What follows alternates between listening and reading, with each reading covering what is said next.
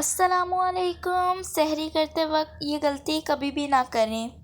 امام حسین علیہ السلام نے فرمایا، رمضان کے مہینے میں انسان روزہ رکھتا ہے اور روزہ کھول کر اللہ کے دربار میں دعا مانگتا ہے تو اس کی دعا فرشتے اپنے کندھوں پہ لے کر اللہ کے دربار تک پہنچاتے ہیں اور فوراً دعا قبول کروا دیتے ہیں، کیونکہ روزہ رکھنے والا ہو ہی نہیں سکتا کوئی دعا مانگے اور اس کی دعا قبول نہ ہو۔ تو کسی نے عرض کیا، اے نواسہ رسول، کوئی ایسی عادتیں، کوئی ایسا کام جس کی وجہ سے روزے دار کی دعا قبول نہیں ہوتی؟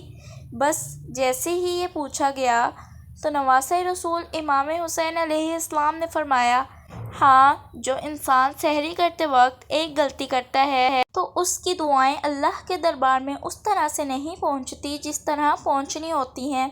تو اس نے پوچھا، اے نواسہ رسول، وہ کون سی غلطی ہے؟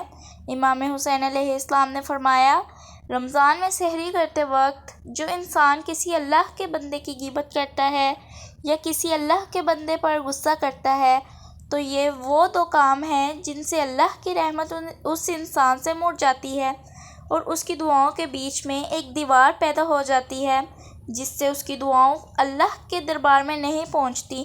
جب بھی سحری کیا کرو تو پرسکون رہ کر اللہ کی نعمتوں کو یاد کیا کرو، شکر کیا کرو اور اپنے غصے سے اللہ کی مخلوقات کو دور رکھا کرو۔ اس سے تم اللہ کے غضب سے دور ہو کر اللہ کی رحمتوں کو پالو گے۔